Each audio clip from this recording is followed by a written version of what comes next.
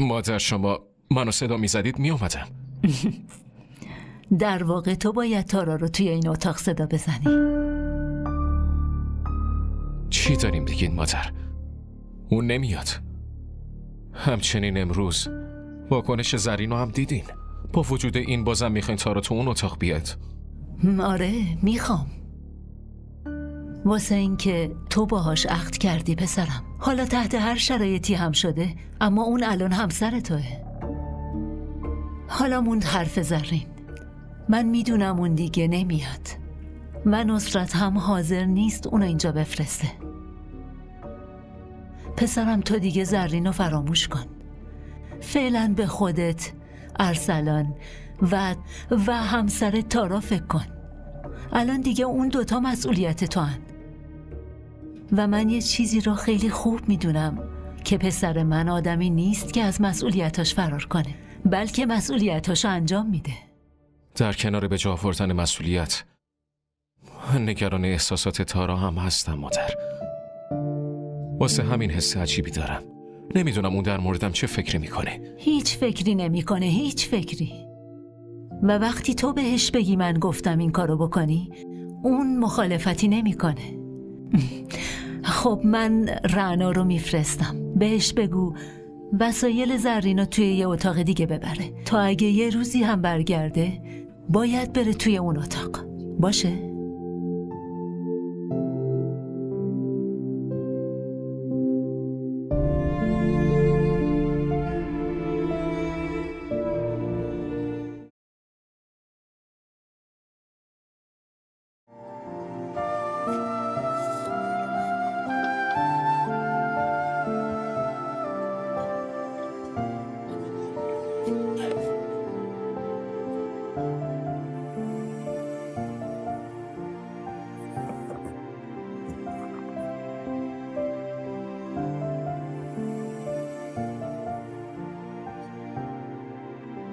آقا بزرگ، عکس‌ها رو بردارم یا همونجا بمونن؟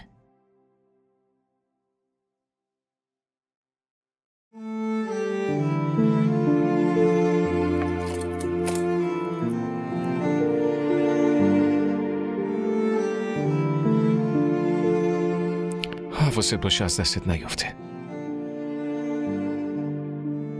چشم آقا.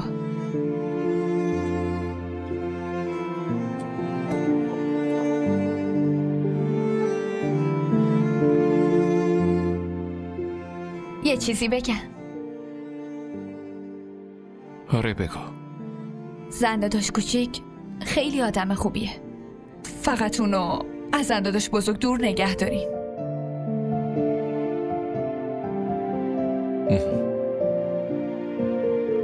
واسه همین این تصمیم گرفته شده رعنا. الان داری چی کار میکنه؟ آقا داره ارسلان رو میخوابونه.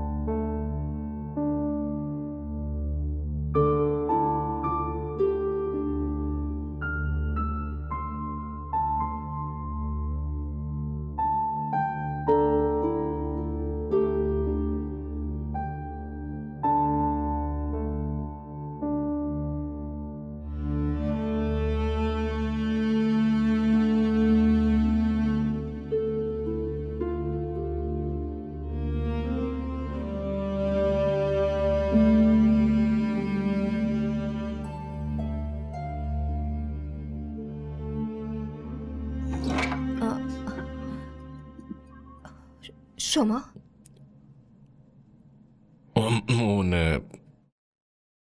اون ارسلان خوابید؟ بله.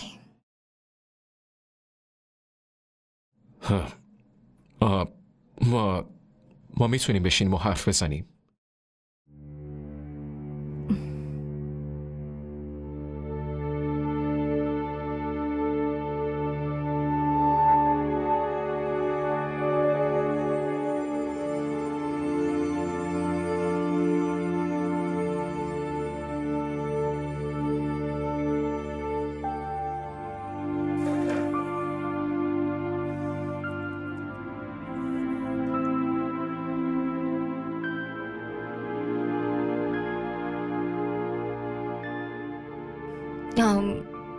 خب حرف بزنید داداش.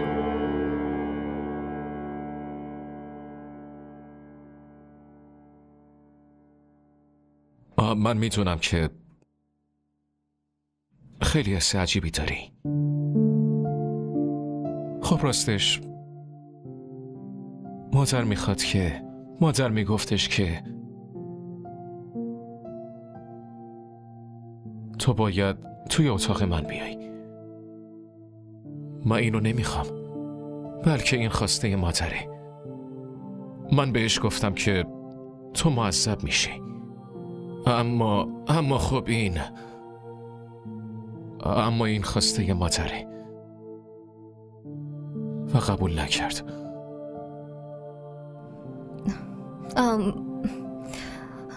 خب من اینجا راحت ترم.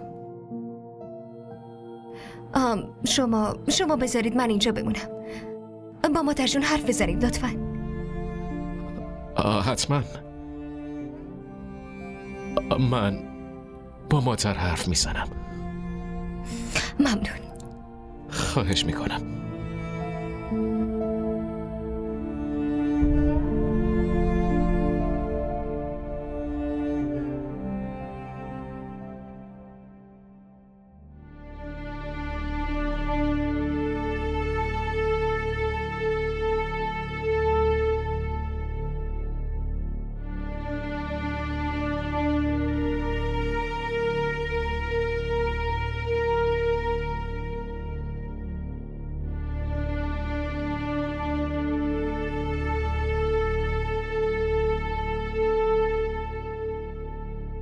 رعنا؟ کجایی رعنا؟ اوه، معذرت میخوام دخترم، حواسم به ارسلان نبود. بشین سر جات، بشین.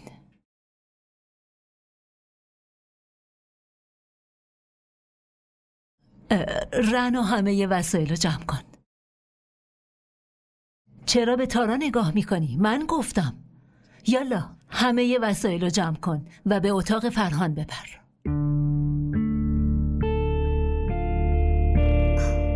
مادر جون، من نمیخوام برم و از نظر خودم این کار درستیه. تو برو به کارت برس. چی درست نیست دخترم؟ اونجا اتاق زندادش زرینه. نگه اون بیاد پس. اول اینکه اونجا اتاق زرین نه، بلکه فرهانه، اتاق شوهرت هست و من میخوام تو توی همون اتاق بمونی کنار شوهرت. و دوم اینکه زرین دیگه بر نمیگرده. حتی اگه یه روزی هم بیاد، من خودم یه اتاق دیگه براش آماده کردم. بالاخره اون هم باید احساس کنه که با حماقتش جایگاه خودشو از دست داده. و موند حرف این اتاقو برای ارسلانم حاضر میکنم. ببین دخترم، یاد بگیر از حق دفاع کنی. اگه همیشه همینطور ساکت بمونی، توی خودت باشی، پس زندگی برات سخت میشه. الان زرین اینجا نیست. فردا پس فردا اگه برگرده همه تلاششو میکنه که جایگاهشو بگیره. واسه همین دارم بهت میگم جایگاه خودتو پیش فرهان درست کن. خانم بزرگ تموم شد. یواشتر. نمیبینی خوابه؟ بیدار بشه خیلی اذیت میکنه. برو این وسایلو ببر اتاق فرهان. دخترم یه کاری کن، خودت باهاش برو، به سلیقه خودت وسایل تو بذار. نگران ارسلان نباش عزیزم، من پیششم. پاشو.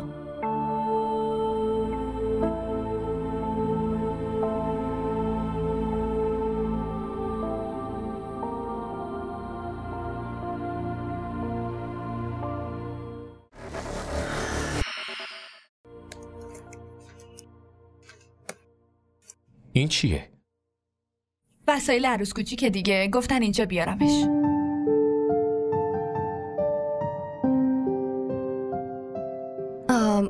مادر جون گفت واسه همین نتونستم مخالفت کنم. رنا وسایلو بردار بذار اونجا.